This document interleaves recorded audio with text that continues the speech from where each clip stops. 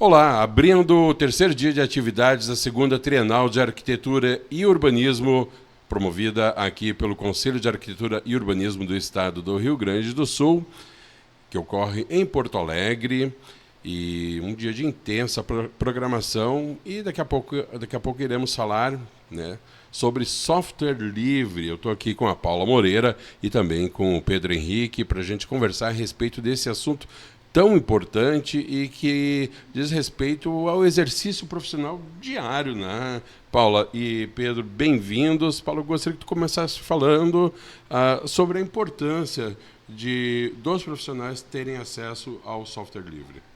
Bom dia a todos, um prazer estar aqui, viu? Sou vindo de Salvador, Bahia. Salvador, seja bem-vinda, então. Obrigada. Então, eu faço parte de um projeto nacional chamado Solari, né? O projeto Solari, que foi iniciado pela Federação Nacional dos Arquitetos e que teve um apoio muito grande do CAU Rio Grande do Sul, né? A partir desse apoio do CAU Rio Grande do Sul, a gente montou um site e os cursos que tem dentro do site, todos são cursos de software livre. E o software livre ele tem uma importância grande porque ele vai dar autonomia para o profissional, que não vai precisar investir recursos muito altos, né, na aquisição de um software proprietário. Então, a gente faz esse movimento para que as pessoas se atentem para isso, vejam que essa é uma possibilidade que pode viabilizar, né, a funcionalização mesmo da profissão de arquitetura, que hoje é muito cara, né? O maquinário, a aquisição de software, né? Então, isso vai baixar o custo, né, da atividade profissional. Perfeito. Eu vou passar a palavra aqui também para o Pedro e já te fazer uma pergunta, Pedro. Bem-vindo também. A Paula falou a questão do acesso aos softwares, né? Como isso, de uma certa forma, democratiza. E aí eu te pergunto, isso tem um impacto também muito grande, né, Pedro, na vida do jovem arquiteto, aquele que está começando a montar o seu escritório e precisa de um tempo, precisa de um respiro ali. E eu gostaria que também falasse sobre essa importância do software livre. Olá a todos, obrigado pelo convite e claro, parabenizar toda a organização do evento. Sim, o uso do software livre tem como foco a acessibilidade profissional. Então, quando a gente tem a acessibilidade profissional como foco, a gente consegue entregar para diversos universitários um novo campo, um novo ambiente para eles, com os softwares 100% gratuitos e que desafogam o peso do bolso, né?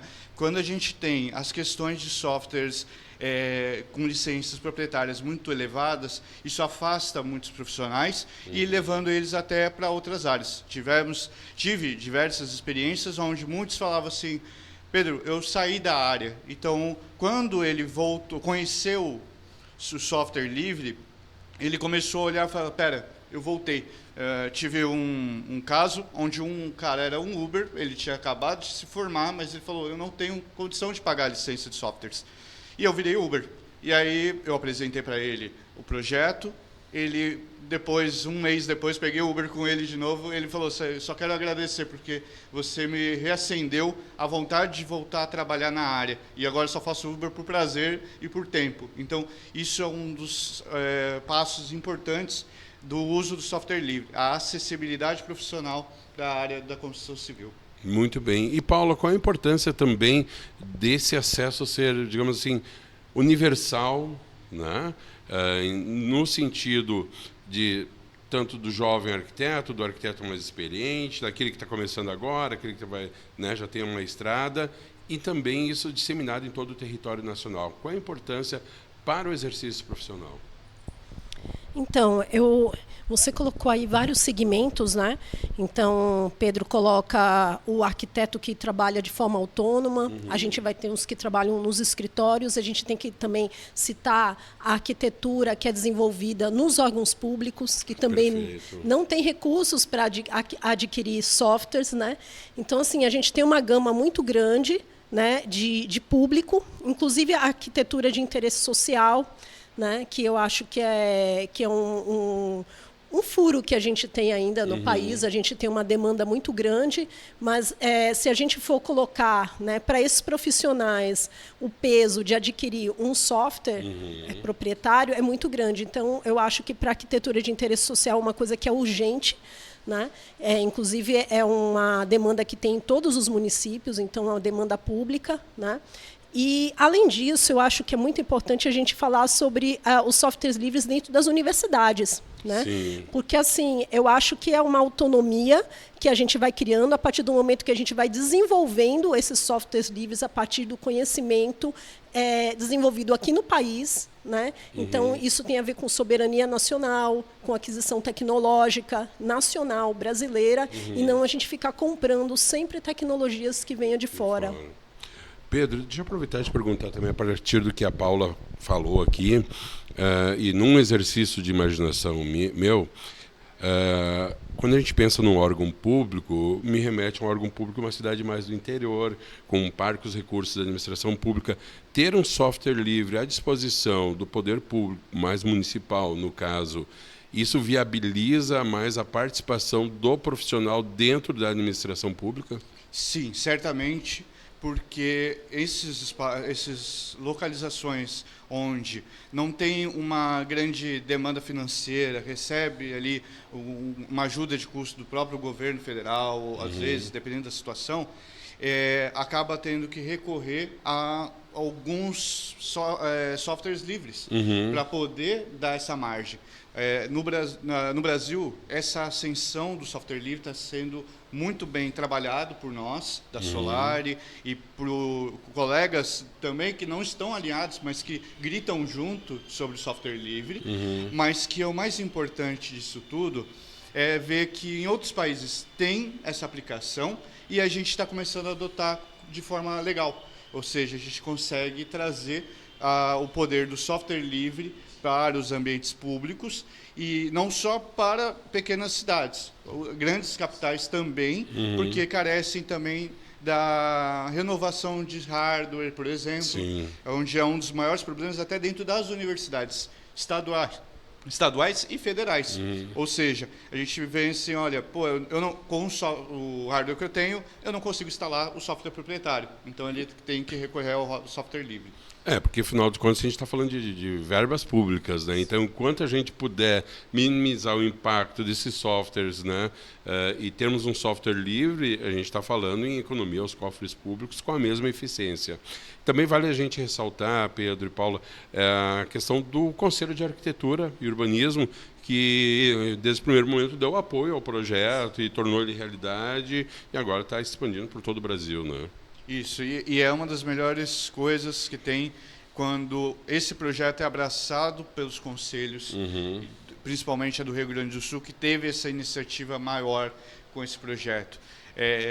A gente vai montando, tem a Paula, nós temos os outros colegas, o Alan, o Danilo, o Yorick, que está na Bélgica, mas que sempre está apoiando e trazendo recursos para nós dentro do software livre, e vários outros profissionais que não estão aliados com nós, mas que estão sempre gritando para o software livre ser visto. Então, essa é a maior disseminação que a gente tem no Brasil. Perfeito. Para a gente encerrar, Paula, eu gostaria que tu deixasse uma palavra de incentivo, tanto à administração pública, órgãos públicos, profissionais com o seu próprio escritório, estudantes, para o uso do software livre, né? Que a gente sabe que evoluiu muito e bate de frente com os grandes sem deixar nada a dever. Então, gostaria que tu desse essa palavrinha, por gentileza. Então, eu gosto de falar sobre software livre e dando um exemplo de um software que ele começou de uma forma praticamente inviável e hoje ele é utilizado nos órgãos públicos, na universidade, que é o QGIS. O QGIS é um software que, quando ele começa, né, com geoprocessamento, na época, ele estava fazendo frente a 2 softwares que eram proprietários e que eram extremamente utilizados, mas eram caros e tal. Inclusive, eu comecei com esse software. E o QGIS ainda era uma criancinha, né? Teve esse processo de migração, e essa é uma coisa que eu queria falar, porque assim, a migração ela é um pouquinho dolorida, ela vai precisar de um pouco de estudo, entendeu? Ela vai precisar de dedicação, a gente às vezes pode perder um pouquinho a paciência, mas esse processo de você deixar um software proprietário para ir para um software livre, que foi o que eu fiz com o QGIS, isso me trouxe muita liberdade, porque agora eu posso baixar o software, mudar o software, distribuir o software de uma forma livre, né? E outra coisa que é importante, aí falando já para os órgãos públicos, eu queria dar o exemplo do IBGE.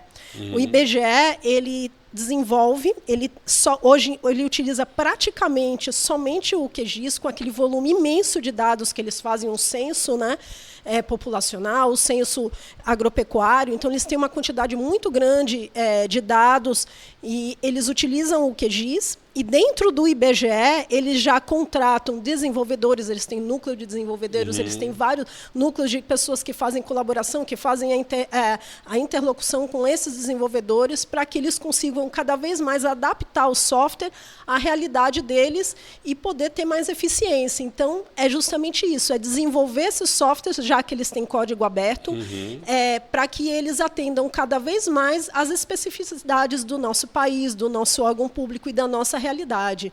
Eu acho que essa é a mensagem que eu trago, dizer que a gente precisa ter uma arquitetura, as ferramentas adaptadas à realidade do Brasil, à realidade de cada estado, à realidade de cada trabalho, e eu acho que o software livre tem condição de fazer isso. Perfeito. Pedro, mais uma coisa para acrescentar? Eu quero mencionar que é muito importante o que a Paula falou, porque quando você tem esse poder do software livre ser de código aberto, você abre um mercado muito bom e você acaba abrindo vagas de trabalho, porque uma das críticas maiores é que o software livre não tem suporte técnico, mas a empresa, seja ela pública ou privada, ela pode montar o seu próprio suporte técnico. Sim. E isso trazer as necessidades da realidade da empresa e aí sim contratar 10, 15, 20 ou até 50 profissionais ou mais, aí abrindo oportunidade até para outros profissionais de outras áreas. Então a gente está falando aqui de redução de custos, código aberto, formação de equipes, personalização do software conforme a sua necessidade, enfim, uma gama de benefícios e que nada deixa a desejar aos outros softwares. Paula, Pedro, muitíssimo obrigado, sucesso para vocês. E você que está nos acompanhando aqui, siga conectado com a gente no terceiro dia, da segunda Trienal de Arquitetura e Urbanismo do Conselho de Arquitetura e Urbanismo do Rio Grande do Sul. Daqui a pouquinho voltaremos com mais entrevistas.